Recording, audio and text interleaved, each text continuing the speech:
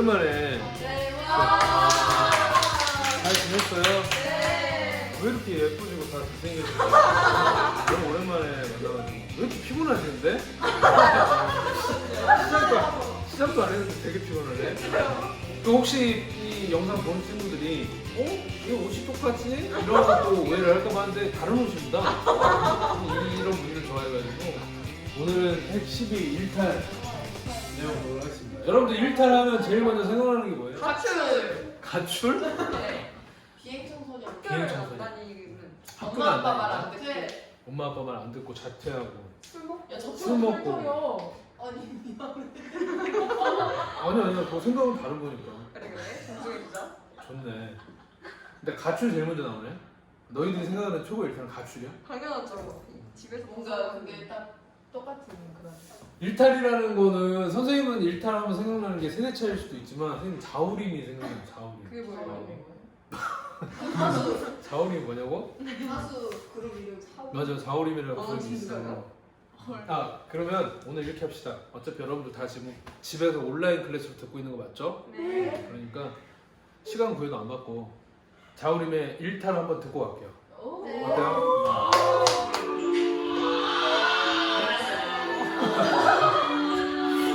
시간이 되게 금방 갈까? 저 일탈이 1997년에 발표했던 데뷔 앨범의 수록곡이에요. 97년에 여러분 뭐 했습니까? 안 저 태워졌죠. 생기지도 않았어요. 생리신 너무 이상한 건 그때나 지금이나 우리가 원하는 건 다 똑같은 것 같아요. 가사 보고 공감이 되는지 봐봐. 똑같이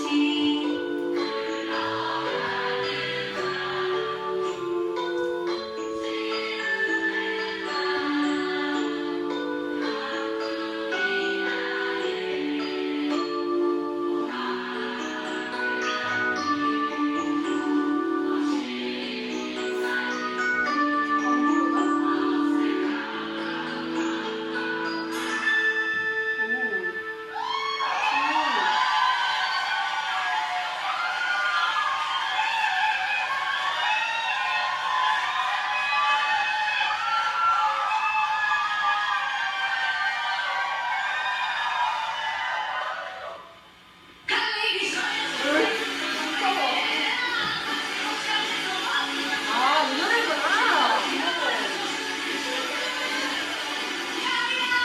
아, 이거 알아요.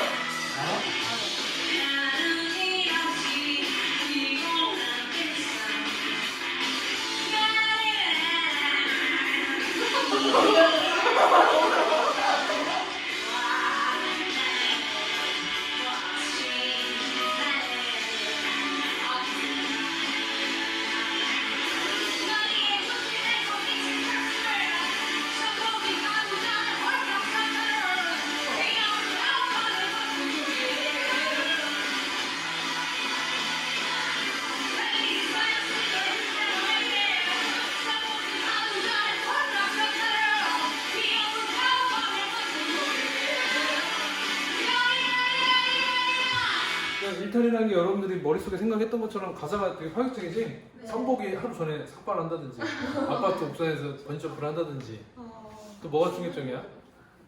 뭐 있었지 또? 기억이 나요. 걷고 조깅한다는 거? 그러니까 일탈이라는 뜻이 누가 봐도 상상. 모든 사람들이 그냥 일상적으로 하는 행동이 아닌 거야. 그죠? 그래서 우리 이제 사회문화 공부를 하니까 일탈이 정확히 무슨 뜻인지 정의를 할 수 있어야 돼. 우리가 사람들이 서로 상호작용합니다. 만나서 인사하고 이름 물어보고 잘 지냈어? 뭐 인사하고 하는 그런 상호작용을 계속 반복하다 보니까 그 반복하게 돼서 만들어지는 게 사회적 관계라고 해요. 사회적 관계. 그래서 이게 유형화가 되면 이걸 사회구조라고 하는데 여러분들 교과서를 읽어보시면 사람들은 전부 다 사회구조 안에 구속돼서 살고 있어. 그냥. 이게 아직 무슨 말인지 모르겠지. 자 예를 한번 들어보면요. 이 글을 한번 봐보세요. 사회구조가 뭘까? 프로그램이 존재한다는 거예요. 뭐냐면 나는 아침에 6시 반에 일어나요. 근데 어떻게 보면 이거는 내가 일어나고 싶어서 일어난 게 아니고 일으켜진 게 아닐까? 이런 생각을 한다는 거야. 왜냐면 등교 시간이 정해져 있기 때문에 늦게 일어나면 지각하게 될 게 뻔하거든. 그러니까 내가 일어난 거는 누가 나를 일어나게 만든 거야? 사회 구조가. 그죠? 그 시간에 일어난다. 6시 30분에 일어나는 것이 내 선택에 의한 행동인 것 같지만 사실은 그렇지 않다는 거지. 매일 습관적으로 학교에 가요.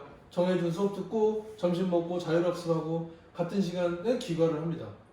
나의 하루는 친구의 하루가 다른 것 같지만 가만히 살펴보면 너희들의 하루가 다 똑같다는 거야. 왜? 우린 다 같이 똑같은 사회 구조 안에 살고 있고 그 안에 구속이 되고 있으니까. 그래서 일기 쓰는 거 보면 일기를 봐도 다 비슷하다는 거예요. 이게 반복적으로 유형화된 정해진 틀 안에 있는 거지. 쭉 이런 내용이 나옵니다. 그래서 사회 구조라는 게 어떤 건지 여러분이 일단 느낌이 오실 것 같은데 결국은 우리가 전부 다 사회 구조 안에 살고 있고 반복적이고 유형화된 이런 행위를 우리가 구조화된 행위라고 합니다. 정말 쉬운 예를 들어볼게. 선생님이 여기 반 전학생이야. 전학을 왔어. 너희가 나 입장을 생각하고 선생님이 인사해. 그러면 너희 어떻게 할 것 같아? 안녕. 내 이름은 박경은. 좋아. 주체입니다. 다 비슷하게 나오지. 이게 사회 구조의 조정을 받고 있다는 증거거든. 소름. 다 우린 비슷해. 근데 내가 예를 들어서 와가지고 카메라 안 나오게 뭘 봐?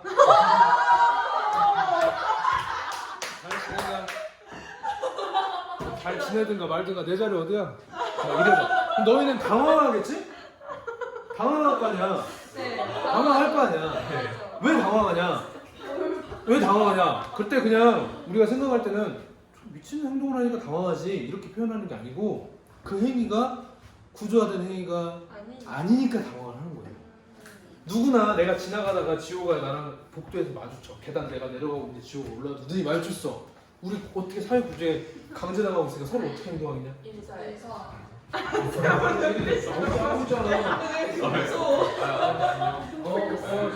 이게 그냥 구조화된 행위거든.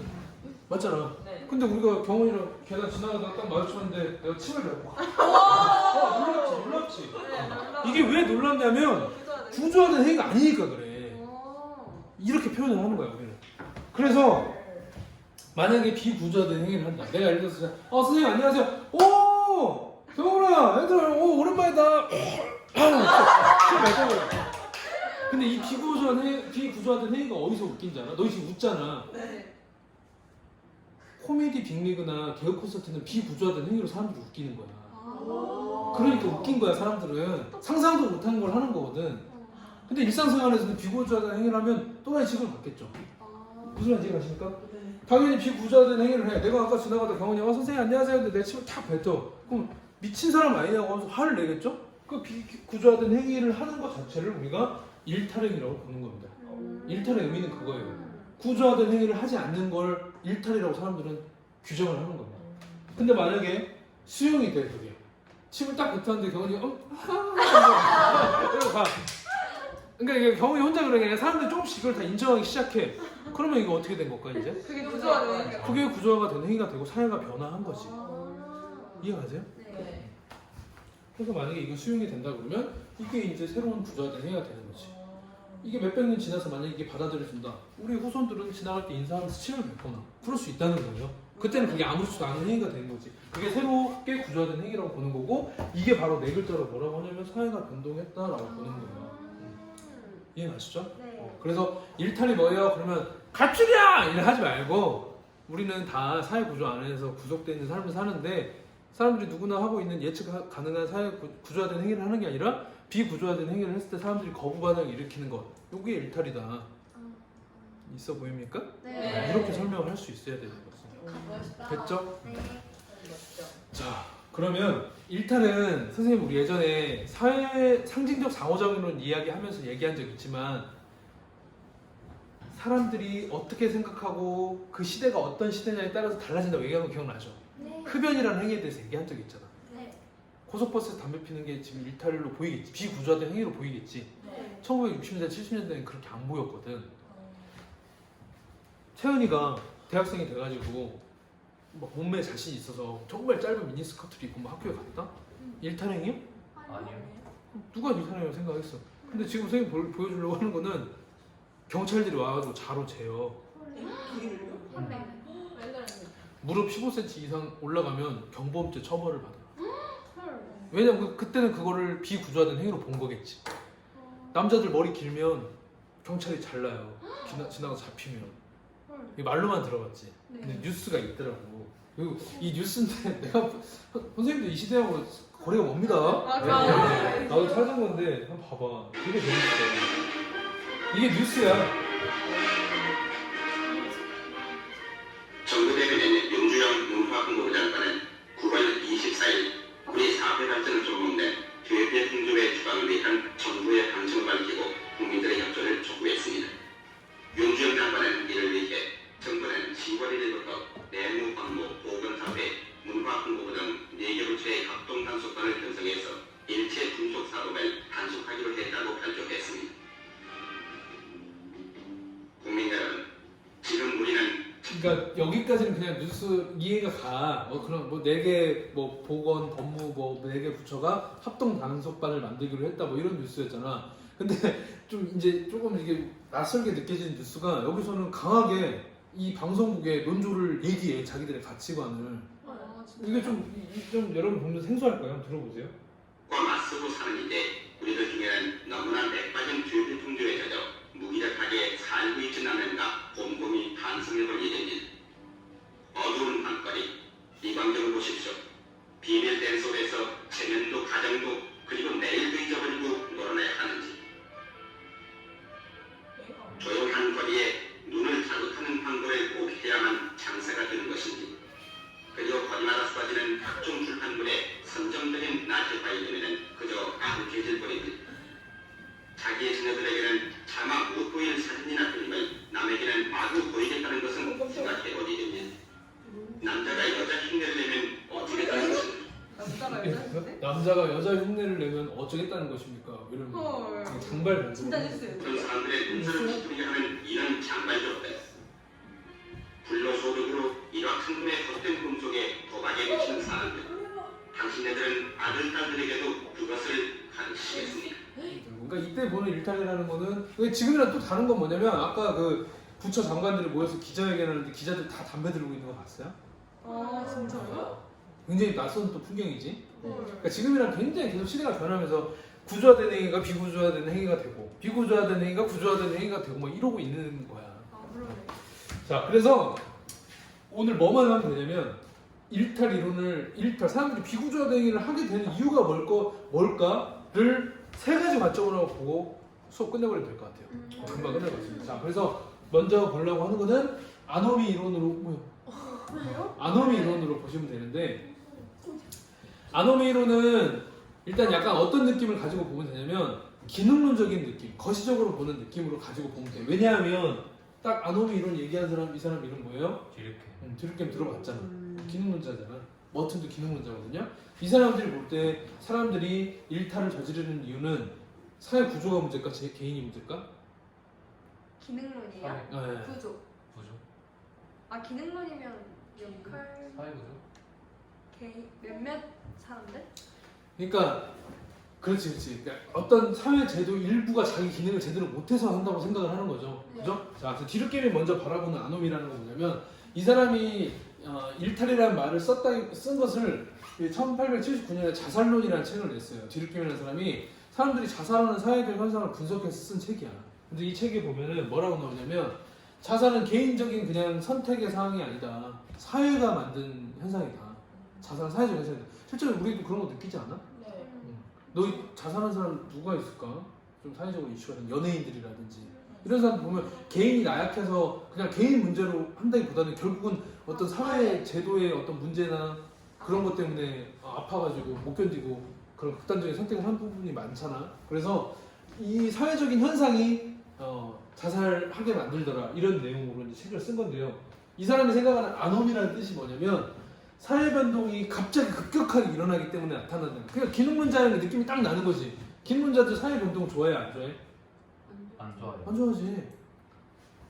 항상 그 자리에 그대로 있으려는 성질 뭐였지? 보수적. 보수적인 느낌. 또 항상 그 자리에 그대로 있으려는 성질. 항상서. 항상성. 아. 기능자들은 항상 그걸 믿고 맹신하거든. 근데 사회가 너무 심하게 변하다 보니까 기존 사회에서 지켜졌던 규범들이 갑자기 사라지고 새로운 규범이 나타나면서 사람들이 규범이 바뀌니까 혼란한 상태가 되면서 일탈이 일어난다, 이렇게 보는 게 디르켐의 생각이에요. 아직 잘 이해는 안 갈 수도 있는데 지문 보면 아무것도 안 해요. 어쨌든 디르켐이 생각하는 아노미라는 뜻은 사회 변동이 너무 심하게 일어나다 보니까 규범이 없어져 버리거나 아니면 새로운 사회에 나타나는 규범하고 기존의 규범이 헷갈리게 되면서 사람들이 일탈을 저지른다 이렇게 봤다는 게 뒤늦게는 생각이겠죠. 그래서 이 사람 말을 하나로 정리하면 일탈은 아노미 상태. 아노미가 무슨 말이냐면 규범이 없다라는 뜻이에요. 네. 무슨 말인지 가요? 규범이 없는 상태에서 발생한다라고 보는 게 뒤늦게는 생각이야. 근데 이 아노미 이론을 나중에 머튼이라는 사람이 좀 더 발전시켜가지고 말하는 게 한번 읽어보세요. 뭐라고 돼 있습니까? 네, 불평등. 그래서 머튼의 아노미 이론을 다른 말로 하면 기회 불평등 이론이라고 합니다. 이건 여러분들한테 더 공감이 될 만한 내용이에요. 왜냐하면 봐보세요. 머튼 선생님한테 선생님 아노미라는 게 정확히 무슨 뜻입니까? 디르킴 선생님은 규범이 뭐한 거? 부재. 규범이 없는 것은 아노미라고 하셨는데 선생님 생각도 그러십니까? 그렇게 했을 때 머튼은 아 그거 맞는데 좀 더 제가 자세하게 표현하면 이렇게 표현할 수 있을 것 같습니다 하면서 한 말이 뭐냐, 우리 사람들에게 공통적으로 사회적 목표가 있대. 우리 사회적 목표가 뭘까? 우리 목표가 뭐야 얘들아? 발전. 행복하게 행복. 사는 거. 행복, 돈 많이 버는 거, 유명해지는 거, 명예. 명예를 얻는 거, 정명. 권력을 가지는 거, 돈을 많이 갖는 거, 이게 모든 사람들이 원하는 목표잖아. 맞지? 네. 맞아요? 여러분도 맞죠? 네. 이거 아닌 사람이 어딨어. 나는 정말 세상 그지같이 살면서 명예 두고 나버리고 하나도 없이 나는 그렇게 살아 얼마 없잖아. 그런 사회적인 목표가 있어요. 자 그럼 그 목표를 이루기 위한 수단이 있어야지. 합법적으로 돈을 합법적으로 벌 수 있는 능력이 된다든지 권력을 쟁취할 수 있는 그런 힘이 있다든지 뭐 그런 게 있어야 되잖아. 근데 머튼 선생님이 생각하는 아노미라는 게 무슨 말입니까? 그랬을 때 머튼은 딱 이렇게 얘기하는 거야. 사회적 목표하고 그걸 달성할 수 있는 합법적 수단 간의 괴리가 생긴 상태를 아노미라고 합니다. 좀 쉽게 얘기하면 채영이는 서울대를 가고 싶어. 우리 사회가 만들어놓은 목표야. 맞죠? 누구든 일반고에 왔으면 명문대에 가고 싶은 거지. 근데 열심히 해야지 하고 해봤는데 내신 산출해보니까 7777이 나와.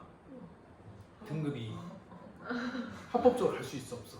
없어요. 그래서 어떻게 할까 고민을 하다가 채영이하고 닮은 사람 엄청 공부 잘하는 친구한테 대리 시험을 보게 해가지고 부정적으로 서울대 입학한 거야. 범죄죠? 네. 일탈이잖아. 그때 채영이한테 왜 이 친구가 이런 범죄를 저질렀을까요? 왜 이런 일탈을 했을까요? 채영이가 갖고 있던 사회적 목표가 있는데 합법적인 수단으로는 할 수가 없었어요. 그렇기 때문에 일탈을 저지르는 겁니다. 이런 거지. 이해가? 네.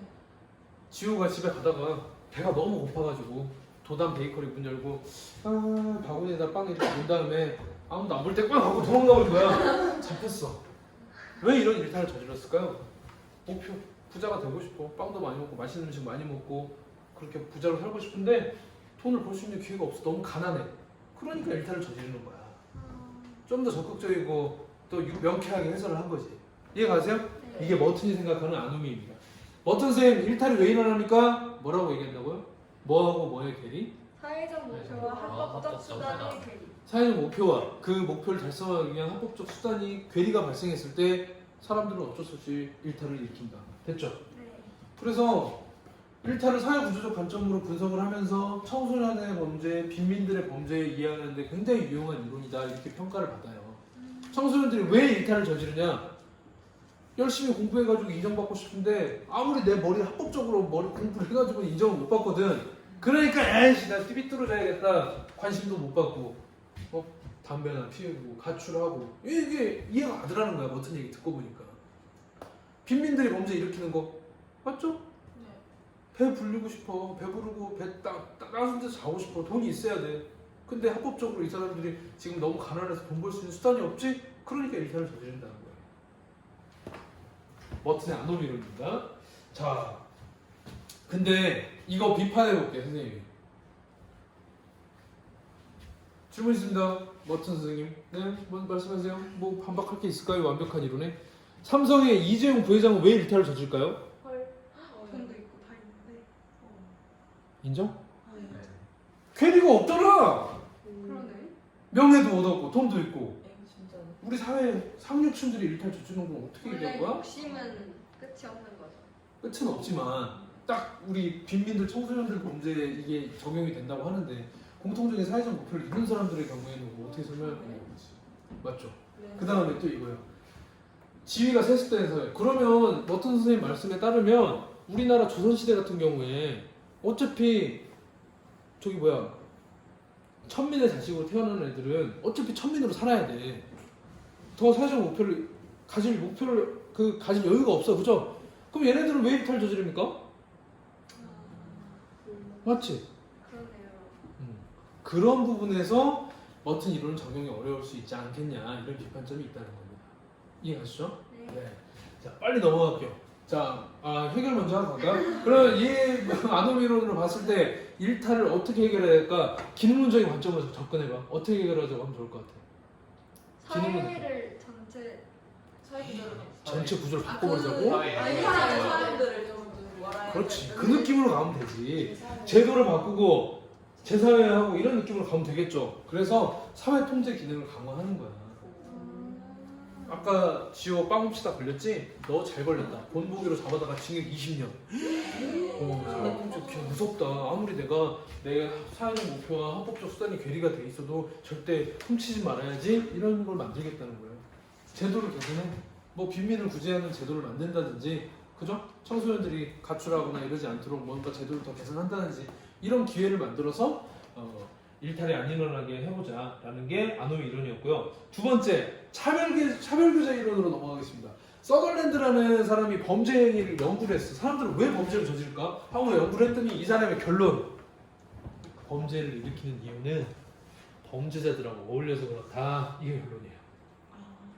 어떻다고요? 결론 여러분들이 얘기해보세요. 범죄를 저지르는 이유가 뭐라고요? 범죄자들과 어울려서. 어울렸어. 일탈은 일탈자하고 접촉하면서 일탈적인 문화, 그 사람이 하는 일탈적인 부문화를 학습한 결과다. 그러니까 기능문자들은 일탈하는 사람들한테 아이고 하면서 선생님 저런 사람도 어떻게 표현된다나요? 쟤네들은 사회화 실패한 애들이야 이렇게 불렀거든. 이거 이해가시죠? 네. 사회화 공식적으로 모든 사회 구성원들이 합의해가지고 정해놓은 그 룰이 있지. 그 학교에서 가르치잖아. 그걸 선생님 말씀 잘 들어야 돼. 엄마 아빠한테 효도해야 돼. 막 이걸 열심히 가르치는데 싫은데요? 하면서 일탈을 저질러. 저 사회화 안 된 놈. 그러니까 기능론자들한테 사회화가 뭡니까? 그러면 일탈이 뭡니까? 그러면 사회화 실패지. 이렇게 대답을 했을 건데 이 차별교제 이론에서는 뭐라고 얘기를 하냐? 일탈은 사회화 실패가 아니라 사회화 한 거야. 누구한테 한 거야? 일탈자들한테 사회화를 한 거다. 일탈 사회화 실패라고 얘기하지 마라. 그것도 사회화다. 뭔 사회화? 일탈한 애들하고 어울리면서 일탈 문화를 사회화한 거다. 이해하시죠? 그렇게 보는 겁니다. 일탈은 사회화 실패가 아니라 사회화의 결과다라고 보는 게 차별교제 이론의 느낌이고요. 이것도 비판받아요. 야 그러면 일탈자들하고 엄청 장기간 어울리면서 지내는 애들도 있는데 걔네들은 일탈 안 저지르는데? 그럼 걔네들은 뭐야? 이렇게 비판할 수 있다는 거지. 이해하시죠? 그 다음 조직범죄, 상습적 범죄 이런 거 설명하는데 굉장히 좋아.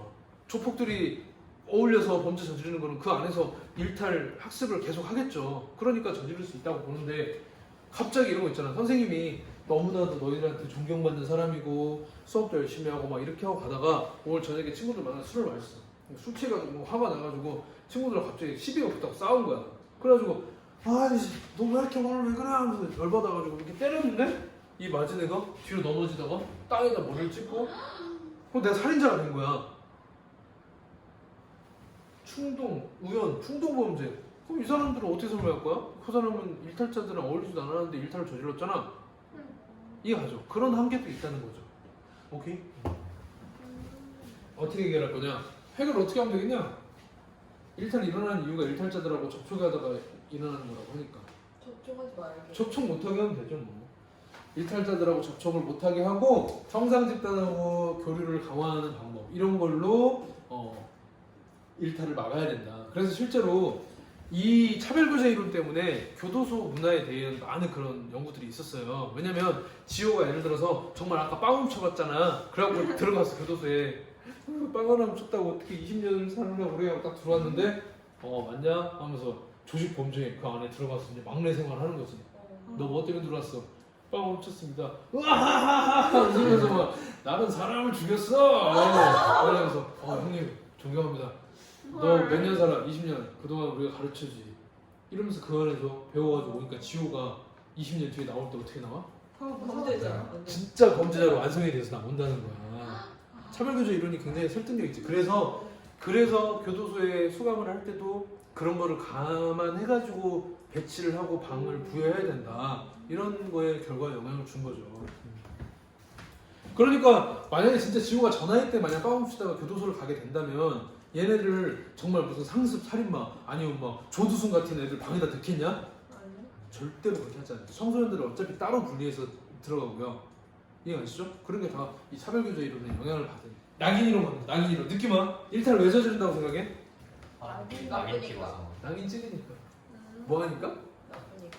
나쁘니까. 예를 들어서 이거지. 내가 처음에 딱 보고 채연이 보고 에이 왜 저 공부도 더럽게 안 하게 생겨가지고 했는데 실제로 한번 채연이가 책을 안 갖고 왔어. 저 봐라 저 봐. 내가 저럴 줄 알았다. 저 어이구 엉망이야 엉망 아주. 채연이가 뭐? 나 엉망이야. 그렇게 앞으로 하면서 진짜 엉망이 돼버리는 거. 이런 경험 없어 너희? 약간 있는 것 같아요. 있지. 그럴 수 있죠. 레머트라는 학자가 만드는 이론인데요. 일탈은 이 사람은 약간 상징적 상호작용이라는 느낌의 일탈을 보는 관점이라고 보시면 됩니다. 미시적 관점으로 보는 거야. 일탈은 속성이 아니야. 이거 얘기 많이 들었지? 상징적 상호작용에서 사회 문제는 속성이 아니라 사회 정의의 성분이다. 사람들이 문제라고 생각하면 문제라고 했잖아. 네. 레버트도 그런 생각하는 거야.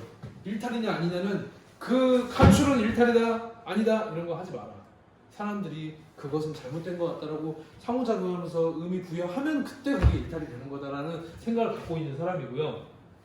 그러니까 일탈이냐 아니냐 결정하는 건 사회 구성원들의 반응이 제일 중요한 거지. 약간 비슷한. 상징적 상호작용의 느낌이라고 그거 아셔야 돼요. 자, 그냥 선생님이 이제 왔는데 수업을 왔는데 딱 얘들아 안녕 우리 잘 1년 동안 잘해보자 했는데 채연이가 교과서를 안 갖고 와갖고 근데 하필 그때 점심 먹고 와서 양치를 빨리 했어야 되는데 친구들하고 뭐 얘기하다 양치를 못하고 온 거야. 상황 어떡하지? 껌이라도 씹까? 껌 씹은 거지? 그러니까 선생님 딱 봤는데 채연이가 교과서 책상에 아무것도 없이 이제 하고 있는 거야. 너 임마 일어나! 왜 책도 안 갖고 왔어? 막 뭐라 한 거지. 그래가지고 내가 처벌을 한 거야. 손바닥에 딱딱 막 세대 때렸어. 예를 들어서 그렇게 하니까 나도 첫 인상이 쟤는 엉망이 친구구나. 그리고 처음 만난 친구들도 다 얘를 이제 좀 문제한가 봐. 우리 반 분위기 안 좋아지겠네. 이렇게 하면서 뭐를 하게 된다고? 두 글자?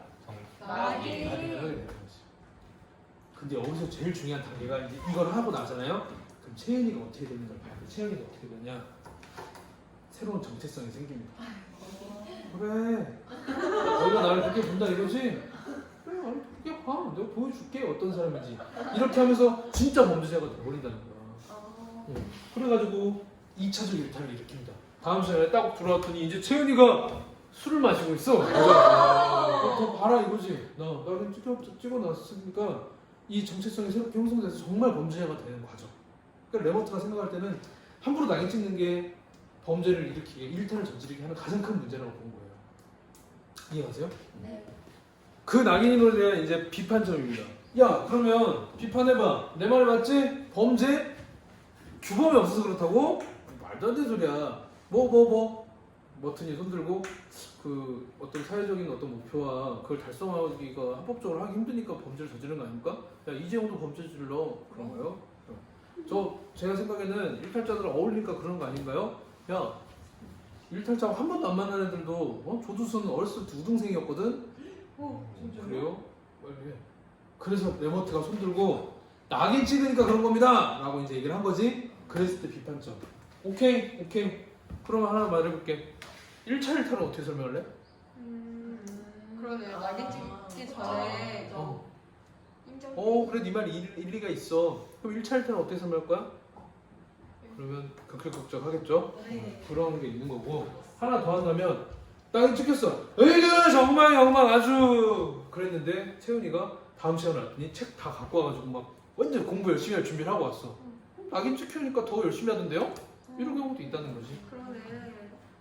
이걸 왜 선생님이 굳이 이렇게 이야기식으로 꼭 하냐면 일탈이론 문제 나오면 다 이런 가나 나는 각각 차별교제 이론, 아노미 이론, 낙인 이론 중에 하나다. 이거 느낌 오지? 네. 이런 식으로 나오고 1번, 2번, 3번, 4번, 5번 해갖고 5번에 다 이론은 이런 비판을 받는다 이런 게 나온단 말이야. 이해가세요? 네. 그럼 낙인이론에 의거해가지고 일탈을 안 일으키게 하려면 해결 방법은 뭐가 있을까?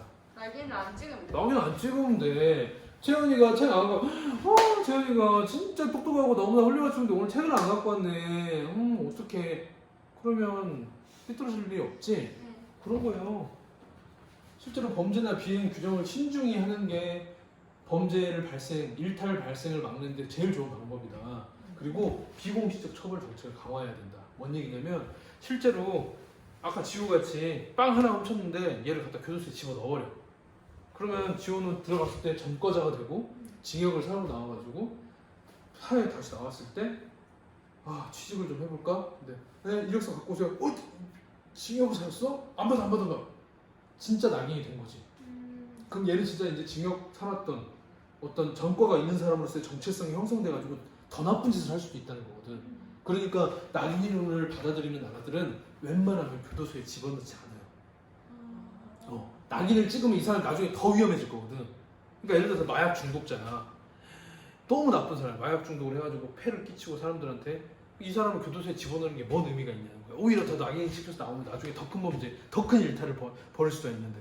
그러니까 범죄 처벌보다는 치료를 해주는 거지. 낙인을 안 찍을 수 있잖아. 그럼 차라리 이해가시죠? 그런 쪽으로 일탈을 억제하자고 주장을 하는 게 레버트의 생각입니다. 됐죠? 네. 이렇게 보시면 될 것 같고 여기까지만 일단 하고 여러분들이 다시 이제 오프라인으로 나왔을 때 여기까지 공부를 다 해보고 좀 잊어버릴 때쯤 됐을 때 일탈 관련된 수능 문제 풀어보고 정리를 하면 좋겠지 않을까 생각이 드네요. 어쨌든 오늘 사실은 집에 가야 되는데 지금 시간이 밤 11시 40분 맞아.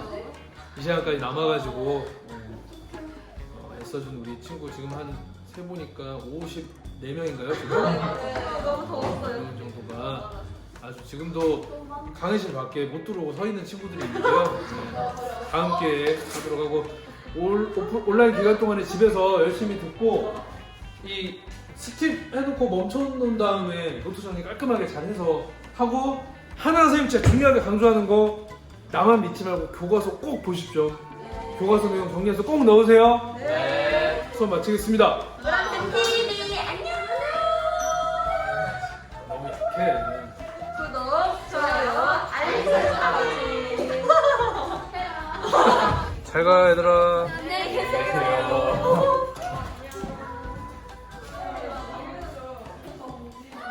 안녕.